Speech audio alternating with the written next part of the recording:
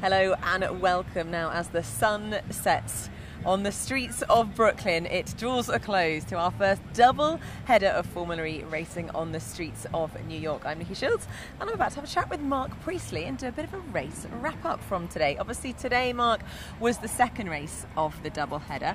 It didn't disappoint. No. I mean, in terms of just generally the race, I mean, obviously we had a fantastic win, another win from Sam Bird. But what do you think the real story of this race was? Well, I guess the biggest story is that when we came into the weekend, championship leader Sebastian Buemi wasn't here. There was a massive opportunity for Lucas di Grassi and his team to take advantage of that. I suppose the story of the weekend is that they haven't really done that, have they? They've gained on him. They've certainly closed the gap. The gap is now down to 10 points at the top, but they could have walked away from here as the new championship leaders, and they haven't. Very disappointing for them. But we are standing outside the Renault garage. Should we have a quick chat first about Pierre Gasly, who was obviously standing in for Sebastian Buemi on Saturday and Sunday. Now, he'd had 1 day of testing in the car before coming, so very, very limited experience. Finished in P4 today.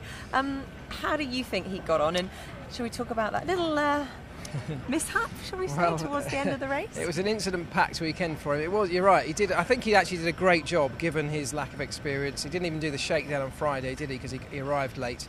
So I thought he did a good job. There were two things with his race today that struck me, and one that I've been trying to work out for a few hours since the race finished was why at the second full course yellow restart, when he was kind of right behind the front three, there was a group of four that had broken away. He was at the back of that group. When we got to the full course yellow, he somehow emerged from that way back with a massive gap, and I've got to the bottom of it now. And what happens here with the drivers, when the full course yellow is instigated by the course marshals or by the race director, the drivers all get in their ears a countdown from the race director from 10 down to 1 or down to 0, and at 0 they then have 5 seconds to get down to the 50 kilometres per hour speed limit. Now, purely through inexperience and perhaps not doing quite enough homework, Pierre Gasly hit the speed limit button at 0, whereas everyone else realised that they had a full 5 seconds to get to that speed limit, and the result of that was he immediately dropped to 50 kph. Everyone else swallowed him up. The front three broke away, and that's how that happened. Oh, so how frustrating. I thought that was quite interesting. This is the kind of thing that happens when you don't have experience and you're rushing through it. So given that, I thought he did a great job. Right at the end of the race, he had that desperate lunge, didn't he? He'd done so well in managing his energy that he closed up on the two Mahindras in front of him who were starting to struggle on their energy a little bit, and saw an opportunity right before the line and literally went for it. He had a massive lunge up the outside of Nick Heidfeld. They made contact and he ended up in the wall and just managed to cross the line kind of at some really obscure angle, didn't he? Well, he was lucky that the finish line wasn't a few metres further down. Yeah, exactly. So in the end it didn't affect his race results, and I think P4 was a good afternoon. Prost finishing P6 again for the team. In the team's championship, I think they've had not an amazing weekend, but they have moved forward, so that's pretty good. I think in terms of the team's championship, there's still a 65 points gap, and there was a sense that maybe Renault could have actually walked home with the win, but that hasn't happened, has it? It was supposedly a week of the damage limitation, because these guys here, Lucas di Grassi and his app team, had an opportunity to, as you say, to take the championship right to Buemi, even walk away as championship leaders this weekend, and they haven't done that. So for me, it feels like they've missed an opportunity. Which is really surprising for Lucas di Grassi. I mean, he is normally so consistent in terms of his performance. I mean, he's been on the podium more than anyone out of all the drivers. Yeah. He didn't have Sebastian Buemi here breathing down his neck, so the pressure was really taken off him. Why do you think they did miss this opportunity? I mean, neither of the cars really performed particularly well, although actually, having said that, Daniel actually did pretty well in qualifying. Well, they struggled in qualifying generally. I mean, look, damage here that you're looking at now, both of the two apt cars hit each other on lap 1 in that melee that was turn 1 and 2. So they struggled anyway with a bit of that contact. But I think their car is a very efficient car. It's a good race car, but it's not a good qualifying car. And particularly on a track like this where it's so difficult to overtake, if you don't qualify well, you're going to struggle. Incidentally, Lucas di Grassi had a lap trigger issue, so the lap trigger on his car wasn't working, which means that he had to manually count the laps up himself with a button on the steering wheel. So it's just an added thing he had to think about all the way through the race. But didn't he have communication with the team on the radio? He did, but you have to update the system, and normally it would do it automatically, but he was having to press a button each lap just to count up the laps. Right, that would have normally happened with the system. He must be rather frustrated, but they were feeling quite positive about going into Montreal. And actually, just quickly before we move on, yesterday, despite him actually not having a very good race, he was really quite upbeat. Why? Well, what's the reasoning behind that? I've never seen Lucas Grassi so happy. I suspect partly because he had closed the gap, although it wasn't as much, and he knew he had another opportunity today. Yeah. I haven't spoken to him this evening, but I suspect he's not quite as happy, as he thought or hoped he would be. Now, we're standing outside the Faraday Future Dragon Racing Garage. Oh dear, where to start with these guys? I mean, Loic Duval actually had a pretty good race yesterday, finishing in P5, but today they really, they got in quite a few fights on Well, these two were sort of strangely attracted to each other. And as they always are. I think that, again, there's more damage all over the place. You can see scuffed bits of bodywork and broken wings and all sorts. So lots of mechanics up and down the pit lane here with lots of work to do tonight. These two, I guess the biggest story of their race today was that the two of them kind of came together, didn't they? Jerome did this very, very aggressive and optimistic lunge on Loic Duval.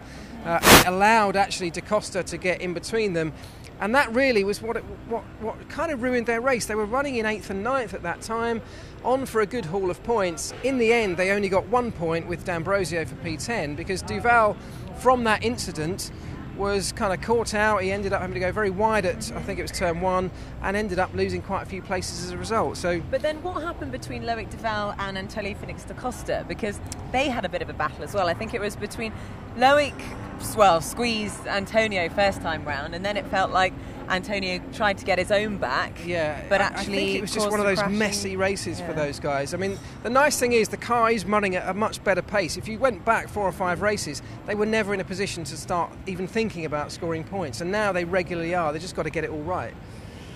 So, standing outside the Venturi garage, oh dear, Mauro Engel. Do you know what? This poor guy. I feel sorry talking to these guys when I had to. This, on Mauro Engel's side of the garage, it was a disaster. The whole thing was a disaster, and there's a couple of amusing points. What you're looking at right in front of you here is a brand new chassis, and I'll get to the reason why they're having to change the chassis in just a moment, but let's start with the fact that right at the beginning of this race, Mauro Engel had contact in the melee, not necessarily his fault, but he had the little bumper that sits behind the rear wheel was hanging off, and he got a black and orange flag from the marshals, which means you have to come in because you've got this piece of bodywork hanging off. You've got to come and remove it or replace it, just like Jean-Eric Vergne had to do. Mauro Engel decided, in his wisdom, that he was going to try and remove the piece himself. So he ran very, very close to the wall in an attempt to try and knock it off. But in doing so, he completely hit the wall, damaged his rear suspension, ended up having to come back in and change to his other car, and at that point they decided to go for the fastest lap. When he was going for his fastest lap, he got it wrong and he smashed the whole thing into the wall. And what you're looking at now is a bunch of probably quite grumpy mechanics who've now got to spend the next few hours and the first few hours when we arrive in Montreal changing this brand new chassis for the damaged one that's sat over there. So not a happy garage, this one. Oh, that must be very frustrating, and quite a big bill at the end of it as well. Very expensive weekend. For not much return. That's the second weekend in a row, in fact, on this garage that they've had to change a chassis. I mean, there's something like 60 grand each, so that's not cheap. So Mauro is now going to be really feeling the pressure in Montreal to get some points for the team. So next TV Neo with Oliver Turvey and Nelson Piquet Jr. Now, Nelson, he had a few issues over the course of the weekend. This has been a very difficult weekend for these guys. They've had a lot of problems, technical problems with the drivetrain. I think largely heat-related. They changed motors on Nelson's car just before the race today. That's not allowed. That breaks the rules, and it resulted in a grid drop, 10-place grid drop. Because he was already near the back anyway, he takes a grid drop and a time penalty, which he has to serve at his pit stop. When he came in for his pit stop, the team kind of forgot to do the time penalty part of it, sent him back out, and he was then given by the marshals and race director a drive-through penalty because he hadn't served his original one. So in the end, it cost them a lot more time because of what was actually a sort of operational slip-up. It seems like that quite a lot of the cars have had electrical, mechanical, quite a few failures. I mean, obviously we are towards the latter part of the end of the season. Do you think that could just be down to, the mileage that these cars have now been doing? I think mileage, I think mileage is an issue. I think also the heat, this has been extremely hot here, hasn't it? It's still so hot. I've got very burnt shoulders. I'm trying to keep out of the sun at this late stage, but it might be a bit too late for that. So we're outside Techeetah. Again, everyone's working furiously hard. So Jean-Eric Vergne and Stefan Sarazan, they had a double podium, so there were obviously huge expectations for today. And yes, again, Jean-Eric Vergne, it didn't go well from the start, did it, when he got caught up? Yeah, so he had, like I said, a similar issue with broken bodywork, had to come in under a black and orange flag to remove that. It was the only decision, there was no choice in the matter, they had to do it, but it effectively ruined his race. So he went back out, they made a quick job of it, they literally just ripped it off in the pit lane, so he lost the minimum amount of time that he could, and they got him back into the race. So really the thing that affected both cars in this garage today was that full course yellow, where most of the teams made their pit stop the moment the full course yellow came out. On Jean-Eric Vergne's side, you can understand that they'd already made a pit stop, so they were out of sequence, perhaps had nothing to lose. On Stefan Sarazan's side of the garage, it's a very difficult one to explain. To me, they just kind of got it wrong. What actually happened was they kept Stefan Sarazan out while most other people pitted. You're under a full course yellow, so everyone's restricted in speed. So essentially, if you make your pit stop at that point, you lose less time to everyone else because they're only going round slowly rather than at full racing speed. So when Stefan did not pit, he stayed out. After 2 laps, they thought, OK, we're going to have to pit him now. When he was in the pits, the full course yellow ended, and essentially everyone else suddenly got back up to full racing speed, and he lost out hugely. So that was a problem that the guys in the garage here were deliberating over and wondering what to do. They kind of expected and hoped for a safety car, which would have been a very different outcome because the field closes right up. But in the end, when it was the full course yellow, they just got the decision wrong, and it's a bit of a shame. But quite a risky decision to stay out in that situation, especially when all the other cars were coming in. And it proved to be the wrong decision at the end of the day. But I never like to criticise teams when they're making these decisions because they are split-second ones. They are things that are having to be made under pressure, in split-second moments. So. Right, so here we are outside the Panasonic Jaguar Racing team, Mitch Evans and Adam Carroll. Difficult weekend, I guess. They scored a point yesterday, but nothing today. An interesting point here. I mean, they had a BMS error, so a battery shut down on Mitch Evans' car. His race was ruined. He couldn't get back to the pits. And on the other side, didn't do many laps this weekend because he needed a few laps yesterday as well. That's right. On the other side of the garage, actually, Adam Carroll crossed the finish line in a group of cars that were actually running just ahead of Sam Bird. And there's still some confusion as to whether the checkered flag came out a bit early. Paddington Bear, what you're looking at there, I happen to know the story behind this because one of the guys in here, his daughter's Teddy. He's brought it away to explain to his young daughter where he is in the world and what he does for a living. Sweet. So I think her name's Chloe, I was told. So Chloe, lovely. There you go. Chloe, hello. This is what your dad does for a living. He's working hard. He's doing an excellent job. But yeah, the checkered flag came out, we think, a little bit early before Sam Bird took it, and the cars that were in that group before him took the checkered flag. They hadn't actually finished the race, but they all thought they had because it's in the checkered flag. Some of them stopped, some of them carried on for the extra lap.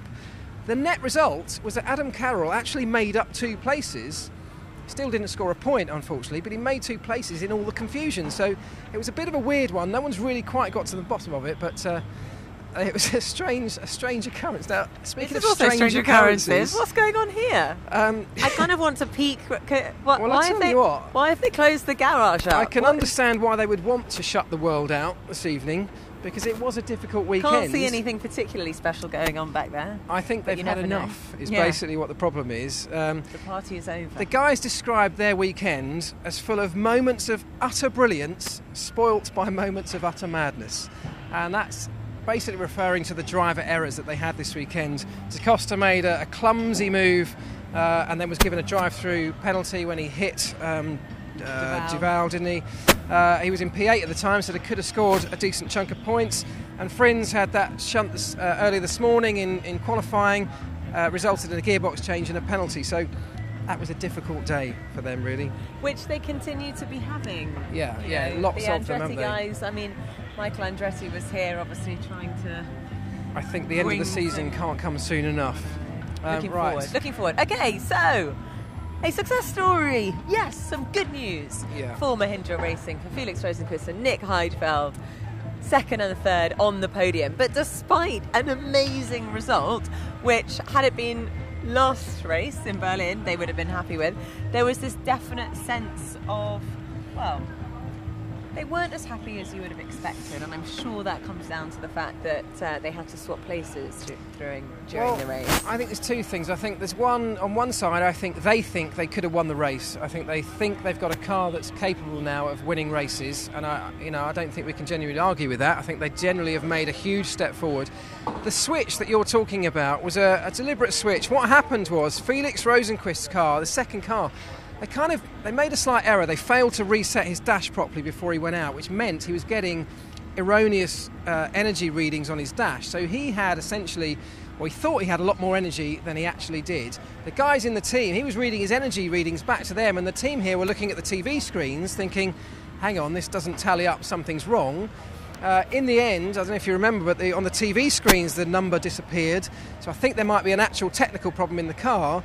But what they did, and this I think is really clever, they decided to switch Felix Rosenqvist and Nick Heidfeld, because Heidfeld had a car that was working perfectly, so they allowed him to set the pace, allowed Felix to follow him and essentially manage his energy off the back of what Nick was doing. By the end of the race, it was only kind of fair that they switched them back.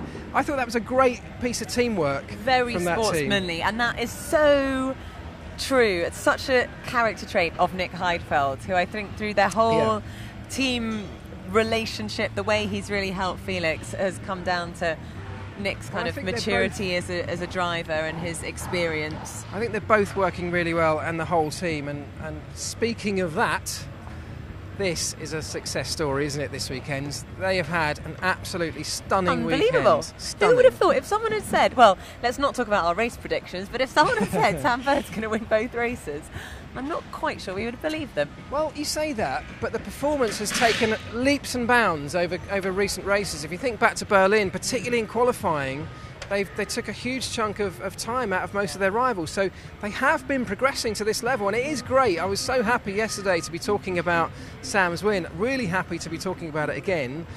More and more damage, of course, but they won't care about any of that because they've got 2 big trophies, 2 big bottles of champagne, and a massive haul of points. So huge congratulations. Especially, I mean, it's the perfect time to do it, really.